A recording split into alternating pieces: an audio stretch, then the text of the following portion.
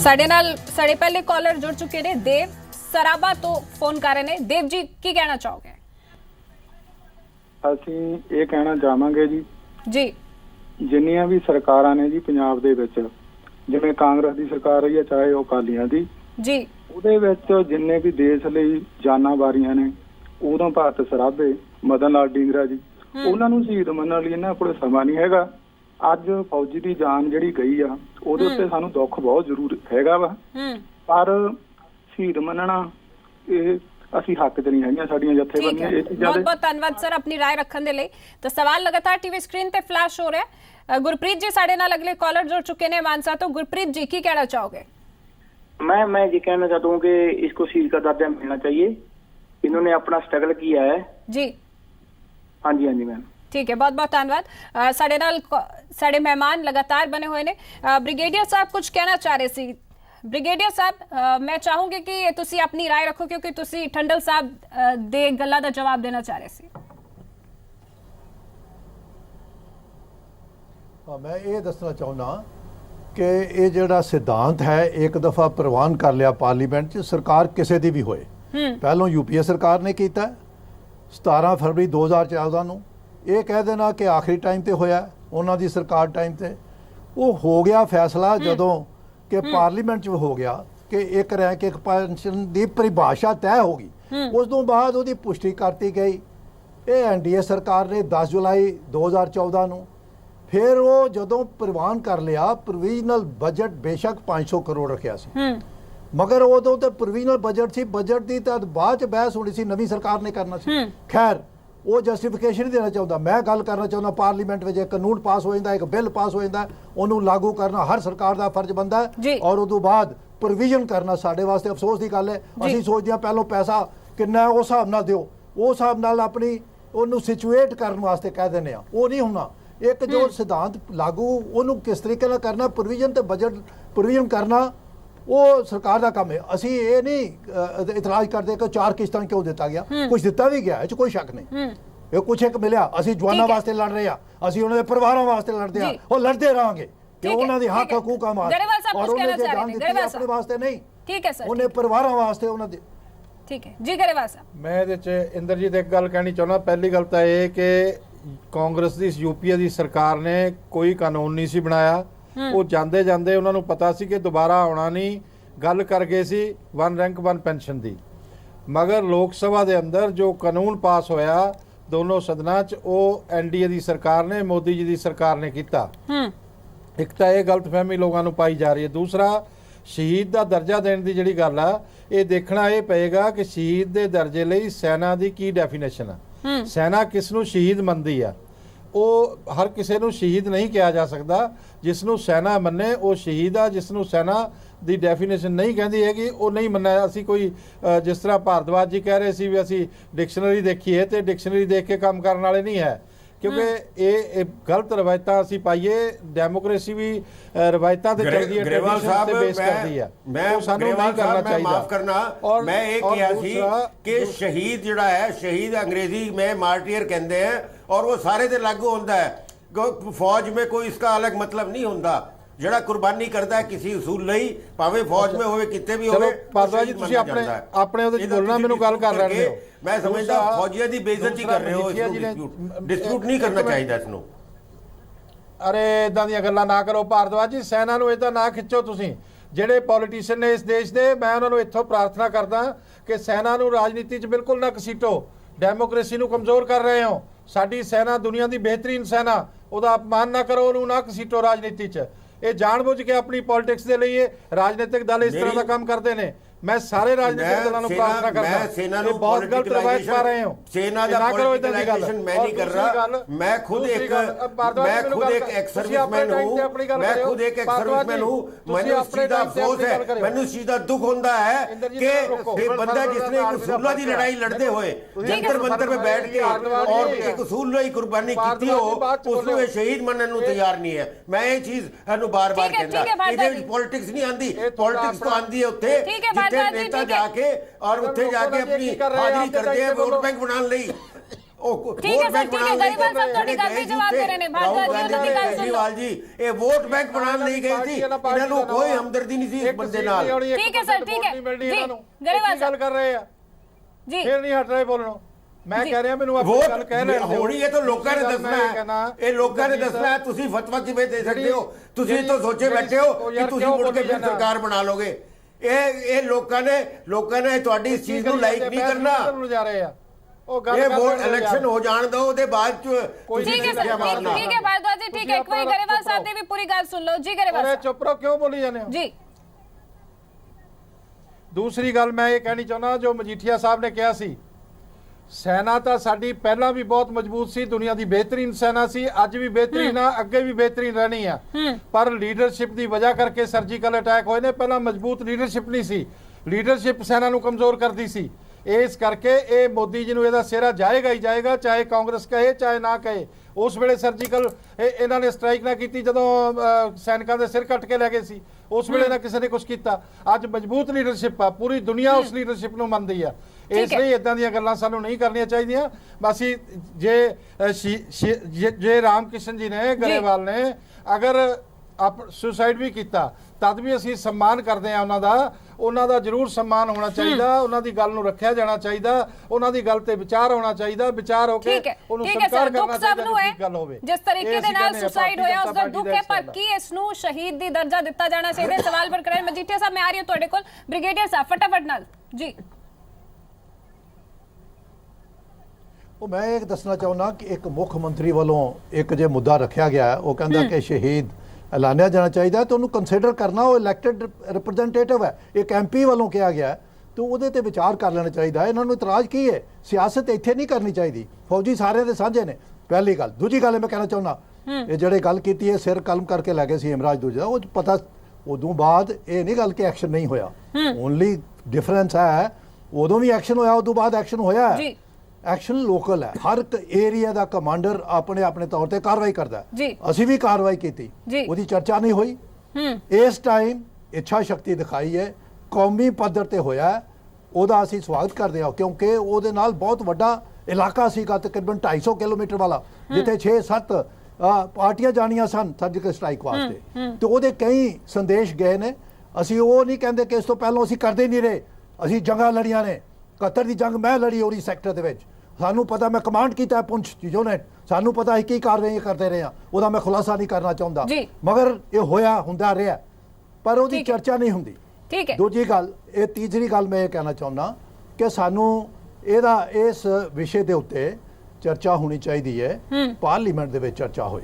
ਸਾਡੇ ਨੁਮਾਇੰਦੇ ਜਿਹੜੇ ਨੇ, ਠੀਕ ਹੈ ਸਰ, ਠੀਕ ਹੈ, ਤੁਸੀਂ ਕਹਿ ਰਹੇ ਪਾਰਲੀਮੈਂਟ ਚ ਚਰਚਾ ਹੋਵੇ, ਮੈਡਮ, ਠੀਕ ਹੈ, ਹਰ ਇੱਕ ਦਾ ਮੈਂ ਕਹਿਣਾ ਚਾਹੁੰਦਾ, ਇਹ ਸਾਬਕਾ ਫੌਜੀ ਨੁਮਾਇੰਦਗੀ ਕਰ ਰਹੇ ਨੇ ਸਾਰਿਆਂ ਦੀ ਇਸ ਵੇਲੇ, ਜਦੋਂ ਯਾਦ ਕਰ ਰਹੇ ਨੇ, ਔਰ ਉਹਨਾਂ ਨੂੰ ਜਾ ਕੇ ਉੱਥੇ 510 ਦਿਨ ਹੋ ਗਏ ਨੇ, ਉਹ ਕਿਸੇ ਨੇ ਜਾ ਕੇ ਬਾਤ ਨਹੀਂ ਪੁੱਛੀ। ਪਰ ਮਜੀਠੀਆ ਸਾਹਿਬ ਮੇਰਾ ਸਵਾਲ ਤੁਹਾਡੇ ਤੋਂ ਹੀ ਹੈ, ਕਿਉਂਕਿ ਬੀਜੇਪੀ ਵੱਲੋਂ, ਅਕਾਲੀ ਦਲ ਵੱਲੋਂ ਲਗਾਤਾਰ ਇਹੀ ਕੀਤਾ ਜਾ ਰਿਹਾ ਕਿ ਕਾਂਗਰਸ ਜੋ ਹੈ ਮੌਕੇ ਨੂੰ ਕੈਚ ਕਰਨਾ ਚਾਹੁੰਦੀ, ਉਹ ਛੱਡਣਾ ਨਹੀਂ ਚਾਹੁੰਦੀ। ਇਸੇ ਕਰਕੇ ਹੁਣ ਜੋ ਹੈ ਉਹ ਸਾਬਕਾ ਫੌਜੀਆਂ ਦੇ ਹੱਕ ਦੇ ਵਿੱਚ ਨਾਲ ਖੜੇ ਹੋ ਰਹੇ ਨੇ। ਜਿਸ ਤਰ੍ਹਾਂ ਨਾਲ ਸੁਸਾਈਡ ਕੀਤਾ, ਮੁੱਖ ਮੰਤਰੀ ਮਨੋਹਰ ਲਾਲ ਕਹਿ ਰਹੇ ਨੇ ਕਿ ਇਸ ਨੂੰ ਸੁਸਾਈਡ ਨੂੰ ਸ਼ਹਾਦਤ ਦਾ ਦਰਜਾ ਨਹੀਂ ਦਿੱਤਾ ਜਾ ਸਕਦਾ। ਦੇਖੋ ਮੈਮ, ਗੱਲ ਇਸ ਤਰ੍ਹਾਂ ਕਿ ਮੈਂ ਪਹਿਲਾਂ ਵੀ ਗੱਲ ਕੀਤੀ ਸੀ ਕਿ ਇਹਦੇ 'ਚ ਜਿਹੜੀ ਸ਼ੁਰੂਆਤ ਤਾਂ ਇਹਨਾਂ ਕੀਤੀ, ਹੁਣ ਬੀਜੇਪੀ ਤੋਂ ਆਪਣਾ ਗਰੇਵਾਲ ਸਾਹਿਬ ਇਹ ਕਹਿ ਰਹੇ ਨੇ ਕਿ ਜੀ ਸਰਜੀਕਲ ਸਟ੍ਰਾਈਕਸ ਇਹਨਾਂ ਕੀਤੀਆਂ, ਇਹਨਾਂ ਰੌਲਾ ਜ਼ਿਆਦਾ ਪਾਇਆ। ਸਰਜੀਕਲ ਸਟ੍ਰਾਈਕ ਨਵੰਬਰ 2006 'ਚ ਵੀ ਹੋਈ ਸੀ, ਸਰਜੀਕਲ ਸਟ੍ਰਾਈਕ 2013 'ਚ ਵੀ ਹੋਈ ਸੀ, ਇਹਨਾਂ ਦੀ ਗਵਰਨਮੈਂਟ ਵੱਲੋਂ ਬਰਮਾ ਦੇ ਵਿੱਚ ਵੀ 2015 'ਚ ਹੋਈ ਸੀ, ਪਰ ਇੰਨਾ ਉਹਨੂੰ ਹਾਈਪ ਨਹੀਂ ਸੀ ਦਿੱਤੀ ਜਾਂਦੀ, ਇੰਨਾ ਉਹਦਾ ਪ੍ਰਚਾਰ ਨਹੀਂ ਕੀਤਾ ਜਾਂਦਾ, ਸਿਰਫ ਆਪਣੇ ਆਪ ਨੂੰ ਬਹੁਤ ਬਹਾਦਰ ਸਾਬਤ ਕਰਨ ਲਈ। ਮੈਂ ਦੂਸਰੀ ਗੱਲ ਇਹ ਕਹਿਣੀ ਚਾਹੁੰਦਾ ਕਿ ਕੈਪਟਨ ਅਮਰਿੰਦਰ ਸਿੰਘ ਹੋਣਾ ਦਾ ਇਹਦੇ ਬਾਰੇ ਗੱਲ ਕਰਨਾ, ਕਿਉਂਕਿ ਉਹ ਆਪ 1965 ਦੇ ਵਿੱਚ ਫਰੰਟ ਤੇ ਲੜਦੇ ਰਹੇ ਨੇ, ਉਹਨਾਂ ਦਾ ਬਤੌਰ ਫੌਜੀ ਔਰ ਕਿਉਂਕਿ ਉਹ ਇੱਕ ਆਫੀਸਰ ਰਹੇ ਨੇ, ਉਹਨਾਂ ਦਾ ਉਹਦੇ ਬਾਰੇ ਜ਼ਿਆਦਾ ਕੰਸਰਨਡ ਹੋਣਾ ਸੁਭਾਵਿਕ ਹੈ।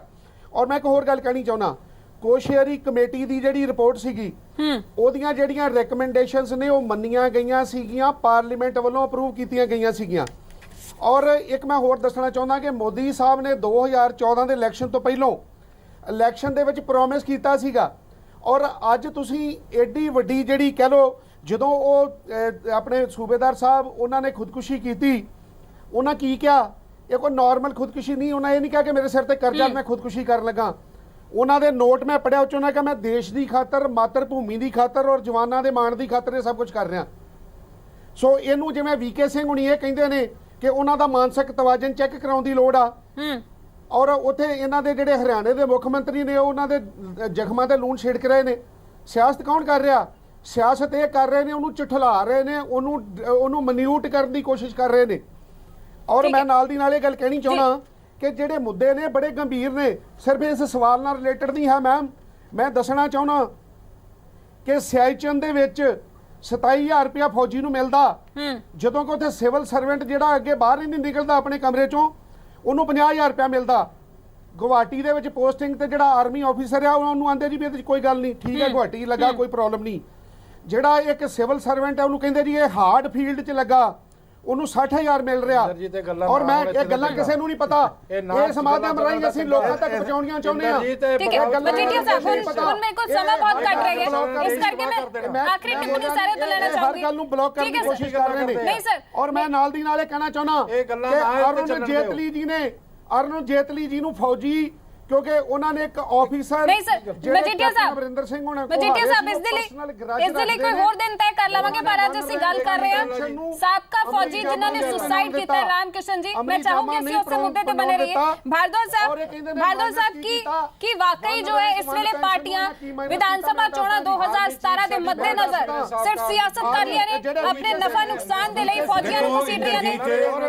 ਦੇਖੋ ਇੰਦਰਜੀਤ, ਮੈਂ ਜ਼ਰੂਰੀ ਨੇ ਇੱਥੇ ਮਜੀਠੀਆ ਸਾਹਿਬ ਵੀ ਬੈਠੇ, ਮਜੀਠੀਆ ਸਾਹਿਬ, ਇੱਥੇ ਗਰੇਵਾਲ ਸਾਹਿਬ ਵੀ ਬੈਠੇ, ਠੰਡਲ ਸਾਹਿਬ ਵੀ ਬੈਠੇ। ਮੈਂ ਇਹਨਾਂ ਨੂੰ ਇੱਕ ਚੀਜ਼ ਪੁੱਛਣਾ ਚਾਹੁੰਦਾ, 2002 ਤੋਂ 2007 ਤੱਕ ਕਾਂਗਰਸ ਸਰਕਾਰ ਸੀ ਪੰਜਾਬ ਦੇ ਵਿੱਚ, ਇਹ ਮੈਨੂੰ ਲਾਲੀ ਸਾਹਿਬ ਗਿਣਾ ਦੇਣ ਕਿ ਉਸ ਸਰਕਾਰ ਨੇ ਐਕਸ ਸਰਵਿਸਮੈਨ ਲਈ, ਫੌਜੀਆਂ ਲਈ ਕੀ ਕੁਝ ਕੀਤਾ, ਕੀ ਕੋਈ ਪਾਲਿਸੀ ਬਣਾਈ।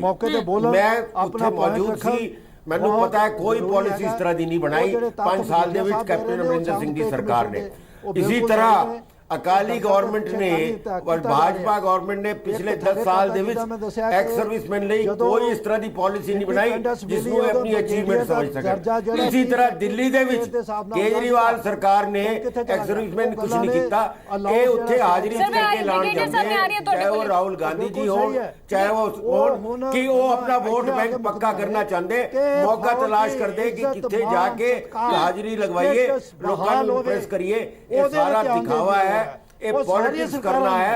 ਅਸੀਂ ਸਾਰੇ ਠੀਕ ਹੈ ਬ੍ਰਿਗੇਡੀਅਰ ਸਾਹਿਬ ਮੈਂ ਆ ਰਹੀ ਹਾਂ ਤੁਹਾਡੇ ਕੋਲ। ਕੋਈ ਵੱਡੀ ਗੱਲ ਹੈ ਕਿਸੇ ਨੂੰ ਸ਼ਹੀਦ ਕਰਨਾ, ਜਿਸ ਬੰਦੇ ਨੇ ਸਾਰੀ ਉਮਰ ਦੇਸ਼ ਦੀ ਸੇਵਾ ਕੀਤੀ ਹੋ, 36 ਸਾਲ ਨੌਕਰੀ ਕੀਤੀ ਹੋ ਫੌਜ ਦੇ ਵਿੱਚ, ਜਿਹੜਾ ਬੰਦਾ ਫੌਜੀ ਦੇ ਭਲਾਈ ਲਈ ਉਸੂਲਾਂ ਦੀ ਲੜਾਈ ਲੜਦਾ ਹੋਵੇ, ਉਸ ਬੰਦੇ ਨੇ ਆਤਮ ਹੱਤਿਆ ਜੇ ਕੀਤੀ ਹੈ ਕੋਈ ਪਰਸਨਲ ਰੀਜ਼ਨ ਕਰਕੇ ਨਹੀਂ ਕੀਤੀ, ਉਸੂਲ ਲਈ ਕੀਤੀ ਹੈ। ਇਹਨਾਂ ਨੂੰ ਖੁਸ਼ੀ ਨਾਲ ਮੰਨਣਾ ਚਾਹੀਦਾ। ਇਹ ਤਾਂ ਉਸ ਨੂੰ ਪਾਗਲ ਕਹਿੰਦੇ हैं, ये तो उन्होंने पागल कहते हैं कि आत्महत्या होगी। आत्महत्या में पहले क्या कि शहीद चंद्रशेखर ने भी की थी। ठीक है भारद्वाज साहब, ठीक है समय बहुत कट है, समय बहुत कट है, ठीक है ਤੁਸੀਂ ਆਪਣੀ ਗੱਲ ਰੱਖ ਲਈ। ਟੰਡਨ ਸਾਹਿਬ ਕਹਿ ਰਹੇ ਨੇ ਜੀ, ਮੈਂ ਬੇਨਤੀ ਕਰਦਾ, ਦੇਖੋ ਮੇਰੀ ਬੇਨਤੀ ਇਹ ਆ ਕਿ ਉਹਨਾਂ ਦਾ ਜਿਹੜਾ ਜੋ ਕੁਝ ਵੀ ਹੋਇਆ ਸਾਨੂੰ ਸਾਰਿਆਂ ਨੂੰ ਦੁੱਖ ਹੋਇਆ। ਉਹ ਸਾਡੇ ਸਾਬਕਾ ਅਫਸਰ ਸੀਗੇ ਆਰਮੀ ਦੇ ਸਾਰੇ ਆਪਾਂ ਸਤਿਕਾਰ ਕਰਦੇ ਆ। ਮੇਰੀ ਇੱਕੋ ਗੱਲ ਆ, ਮੁੱਦਾ ਇਹ ਆ ਕਿ ਉਹਨਾਂ ਦੀ ਮੌਤ ਨੂੰ ਆਪਾਂ ਸ਼ਹੀਦ ਦਾ ਦਰਜਾ ਦੇਣਾ ਆ ਜਾਂ ਉਹਨਾਂ ਨੂੰ ਆਪਾਂ ਸੁਸਾਈਡ ਦਾ ਦਰਜਾ ਦੇਣਾ। ਹੁਣ ਨਾਲੇ ਤੁਸੀਂ ਕਹੇ ਜਾਂਦੇ ਸੁਸਾਈਡ ਕੀਤੀ ਆ, ਇਸ ਕਰਕੇ ਸ਼ਹਾਦਤ ਦਾ ਜਿਹੜਾ ਸਾਨੂੰ ਸਹੀ ਜੋ ਲੱਭਦੇ ਆ, ਜੋ ਅੱਗੇ ਅਸੀਂ ਲੋਕਾਂ ਲਈ ਵਰਤਿਆ ਆਪਣੇ ਅੱਜ ਤੋਂ ਪਹਿਲਾਂ ਜਿਹੜੇ ਲੋਕ ਸ਼ਹੀਦ ਹੋਏ ਆ, ਕਿ ਉਹਨਾਂ ਜੇ ਤੁਲਨਾ ਕਰਦਾ ਤੇ ਸਾਨੂੰ ਕੋਈ ਇਤਰਾਜ਼ ਨਹੀਂ ਦੇ ਦੇਣਾ ਚਾਹੀਦਾ। ਪਰ ਜੇ ਹਰ ਇੱਕ ਬੰਦੇ ਨੂੰ ਆਪਾਂ ਸੁਸਾਈਡ ਕਰਨ ਵਾਲੇ ਨੂੰ ਸ਼ਹੀਦ ਮੰਨਾਂਗੇ ਤੇ ਇਹਦਾ ਕੱਲ ਨੂੰ ਪਰੰਪਰਾ ਜਿਹੜੀ ਆ ਬੜੀ ਹੋਰ ਪਾਸੇ ਜਾਊਗੀ। ਦੂਜੀ ਮੈਂ ਬੇਨਤੀ ਕਰਨੀ ਚਾਹੁੰਦਾ, ਜਿਵੇਂ ਤਰੀਕੇ ਦੇ ਨਾਲ ਮੇਰੇ ਵੀਰ ਇਹ ਮਜੀਠੀਆ ਜੀ ਗੱਲ ਕਰ ਰਹੇ ਆ ਕਿ ਸਿਵਲਿਆਂ ਦੀ ਤਾਂ ਆਰਮੀ ਵਾਲਿਆਂ ਦਾ ਇਹ ਡਿਫਰੈਂਸ ਦੱਸ ਕਰਕੇ ਇਹ ਇੱਕ ਦੀਵਾਰ ਖੜੀ ਕਰਕੇ ਜਿਹਨਾਂ ਵਿੱਚ ਬਖਰੇਵਾਂ ਪਾਉਣਾ ਚਾਹੁੰਦੇ ਆ, ਕਿ ਲੜਾਈ ਪਾਉਣਾ ਚਾਹੁੰਦੇ ਆ। ਆਪਾਂ ਸਾਰੇ ਜੱਜ ਆਨੰਦ ਮਾਣਦੇ ਆ, ਸੁੱਤੇ ਰਹਿੰਦੇ ਆ ਮਜ਼ੇ ਨਾਲ ਰਾਤਾਂ 'ਚ, ਤੇ ਆਰਮੀ ਦੇ ਸਿਰ ਸੌਂਦੇ ਆ, ਆਰਮੀ ਸਾਡੇ ਉੱਤੇ ਰਾਖੀ ਕਰਦੀ ਆ।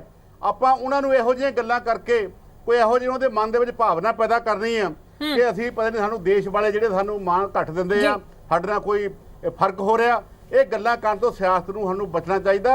ਆਪਾਂ ਸਿਆਸੀ ਜੋਰਾਂ ਪਰ ਸ਼ਾਂਤੀ ਨਾਲ ਬ੍ਰਿਗੇਡੀਅਰ ਸਾਹਿਬ ਮੇਰਾ ਇੱਕ ਸਵਾਲ ਤੁਹਾਡੇ ਤੋਂ ਹੈ, ਕਿਉਂਕਿ ਤੁਸੀਂ ਨਹੀਂ ਹੈਗਾ। ਠੀਕ ਹੈ ਸਰ, ਤੁਸੀਂ ਵਕਾਲਤ ਕਰ ਰਹੇ ਹੋ ਕਿ ਸ਼ਹਾਦਤ ਦਾ ਦਰਜਾ ਦਿੱਤਾ ਜਾਣਾ ਚਾਹੀਦਾ। ਸਰ ਮੇਰਾ ਇੱਕ ਸਵਾਲ ਹੈ, ਜਿੰਨੇ ਵੀ ਹੁਣ ਤੱਕ ਸ਼ਹੀਦ ਹੋਏ ਨੇ ਉਹ ਸ਼ਹੀਦ ਦੁਸ਼ਮਣ ਦੀ ਗੋਲੀ ਨਾਲ ਸ਼ਾਇਦ ਜੋ ਹੈ ਉਹਨਾਂ ਨੇ ਸ਼ਹਾਦਤ ਪ੍ਰਾਪਤ ਕੀਤੀ ਹੋਏਗੀ, ਪਰ ਇਹ ਸ਼ਾਇਦ ਪਹਿਲੇ ਸਨ ਜੋ ਉਹਨਾਂ ਨੇ ਖੁਦ ਹੀ ਜ਼ਹਿਰ ਖਾ ਕੇ ਜੋ ਹੈ ਆਤਮ ਹੱਤਿਆ ਕਰ ਲਈ ਹੈ। ਫਿਰ ਵੀ ਕੀ ਸ਼ਹਾਦਤ ਦਾ ਦਰਜਾ ਦੇਣਾ ਜਾਇਜ਼ ਰਹੇਗਾ ਜਾਂ ਫਿਰ ਅਸੀਂ ਇਸ ਨੂੰ ਇੱਕ ਵੱਡੀ ਕੁਰਬਾਨੀ ਮੰਨ ਸਕਦੇ ਹਾਂ ਵਨ ਰੈਂਕ ਵਨ ਪੈਨਸ਼ਨ ਦੇ ਮੁੱਦੇ ਤੇ? ਦੇਖिए शहादत का दर्जा देने नाल कुछ बेनीफिट होंगे ने, कुछ ਉਹਦਾ ਸਤਿਕਾਰ ਮਿਲਦਾ ਹੈ, ਉਹਨੂੰ ਕੋਈ ਪੈਸੇ ਦੀ ਪਰਵਾਹ ਨਹੀਂ ਹੈਗੀ ਬੱਚੇ ਉਹਨਾਂ ਦੇ ਬੱਚਿਆਂ ਨੂੰ ਜਾਂ ਦਿੱਤਾ ਉਹ ਦਿੱਤਾ ਵੀ ਗਿਆ। ਇਹ ਤੇ ਫੌਜ ਦਾ ਪੂਰਾ ਮਾਨ ਸਨਮਾਨ ਰੱਖਣ ਵਾਸਤੇ, ਕਿਉਂਕਿ ਉਹਨਾਂ ਦੀ ਖਾਤਰ ਲੜਿਆ ਔਰ ਜਿਹੜੇ ਫੌਜੀ ਨੇ ਉਹਨਾਂ ਦਾ ਮੋਰਲ ਉੱਚਾ ਕਰਨ ਵਾਸਤੇ ਕਿ ਹਾਂ ਸਾਡੇ ਵਾਸਤੇ ਕੋਈ ਲੜ ਰਿਹਾ ਹੈ। ਅਗਰ ਇਹ 7ਵੇਂ ਪੇ ਕਮਿਸ਼ਨ ਥੰਦਲ ਸਾਹਿਬ ਕਹਿ ਰਹੇ ਨਾ, अगर उनताइयां ना होंदियां देश ते फौज के इतिहास में पहली बारी होया है तिन्ने हथियारबंद सेना के मुखी इकट्ठे होके उन्होंने डिफेंस मिनिस्टर को जाके 7वें पे कमीशन दी सिफारिशां ठुकरा दित्तियां ने। वो क्यों? उन्होंने बड़ा प्रेशर है क्योंकि जवान बोल नहीं सकता, एक ड्यूटी के तैनात वो अपनी आवाज़ कमांडर के थ्रू रख सकता है, वो उन्होंने रखी है। इस वास्ते सरकार नूं विचारन की लोड़ है, सानू सहयोग की लोड़ है सारी पार्टियां की। इस वास्ते अगर उन्होंने इज्जत मान देना है ਉਹਨੂੰ ਹੋਰ ਕਿਸੇ ਚੀਜ਼ ਦੀ ਲੋੜ ਨਹੀਂ। ਉਹਨੇ ਕੀਤਾ ਕਿਹਦੇ ਵਾਸਤੇ? ਠੀਕ ਹੈ, ਉਹਨੇ ਆਤਮ ਬਲੀਦਾਨ ਉਹਨੇ ਦਿੱਤਾ ਹੈ, ਉਹਨੇ ਹੱਤਿਆ ਕੀਤੀ ਹੈ, ਪਰ ਉਹ ਕਾਦੇ ਵਾਸਤੇ? ਉਹ ਵੱਡਾ ਠੀਕ ਹੈ, ਨਿੱਜੀ ਮੁਫਾਦ ਨਹੀਂ ਸੀ, ਆਪਣੇ ਫੌਜੀ ਭਰਾਵਾਂ ਦੇ ਲਈ ਕੀਤਾ, ਸਾਬਕਾ ਫੌਜੀ ਭਰਾਵਾਂ ਦੇ ਲਈ। ਇਸ ਵਾਸਤੇ ਸਰ ਬਹੁਤ ਬਹੁਤ ਧੰਨਵਾਦ। ਮਾਫ ਕਰਨਾ ਮੈਂ ਹੋਰ ਨਹੀਂ ਆ ਪਾਉਂਗੀ ਗਰੇਵਾਲ ਸਾਹਿਬ, ਤੁਹਾਡੇ ਕੋਲ ਮਜੀਠੀਆ ਸਾਹਿਬ ਸਮਾਂ ਨਹੀਂ ਹੈ। बहुत बहुत धन्यवाद, ਤੁਸੀਂ ਸਾਰਿਆਂ ਨੇ ਆਪਣੀ ਰਾਏ ਰੱਖੀ। ਠੰਡਲ ਸਾਹਿਬ ਤੁਹਾਡਾ ਵੀ ਬਹੁਤ ਬਹੁਤ ਧੰਨਵਾਦ, ਗਰੇਵਾਲ ਸਾਹਿਬ ਤੁਹਾਡਾ ਵੀ ਬਹੁਤ ਬਹੁਤ ਧੰਨਵਾਦ, ਆਰ ਭਾਰਦਵਾਜ ਜੀ ਤੁਹਾਡਾ ਵੀ ਬਹੁਤ ਬਹੁਤ ਧੰਨਵਾਦ, ਬ੍ਰਿਗੇਡੀਅਰ ਸਾਹਿਬ ਤੁਹਾਡਾ ਵੀ ਬਹੁਤ ਬਹੁਤ ਧੰਨਵਾਦ। ਤਾਂ ਸਵਾਲ ਜੋ ਸੀ ਉਹ ਬਰਕਰਾਰ ਹੈ। ਸਵਾਲ ਅਸੀਂ ਤੁਹਾਡੇ ਤੋਂ ਪੁੱਛਿਆ ਸੀ, ਉਸ ਤੇ ਤੁਹਾਡੀ ਰਾਏ ਵੀ ਪਹੁੰਚ ਚੁੱਕੀ ਹੈ ਮੈਸੇਜ ਜਰੀਏ। ਸਵਾਲ ਸੀ ਕਿ ਕਿਸ ਸਾਬਕਾ ਫੌਜੀ ਦੇ ਸੁਸਾਈਡ ਨੂੰ ਸ਼ਹੀਦ ਦਾ ਦਰਜਾ ਮਿਲਣਾ ਚਾਹੀਦਾ ਹੈ। ਤੁਹਾਡੀ ਰਾਏ ਮੈਸੇਜ ਦੇ ਜ਼ਰੀਏ ਸਾਡੇ ਤੱਕ ਪਹੁੰਚ ਚੁੱਕੀ ਹੈ। 63% ਦਰਸ਼ਕਾਂ ਨੂੰ ਲੱਗਦਾ ਹੈ ਕਿ ਸਾਬਕਾ ਫੌਜੀ ਦੇ ਸੁਸਾਈਡ ਨੂੰ ਸ਼ਹੀਦ ਦਾ ਦਰਜਾ ਦਿੱਤਾ ਜਾਣਾ ਚਾਹੀਦਾ, ਜਦਕਿ 37% ਦਰਸ਼ਕ ਮੰਨਦੇ ਨੇ ਕਿ ਸ਼ਹੀਦ ਦਾ ਦਰਜਾ ਨਹੀਂ ਦੇਣਾ ਚਾਹੀਦਾ।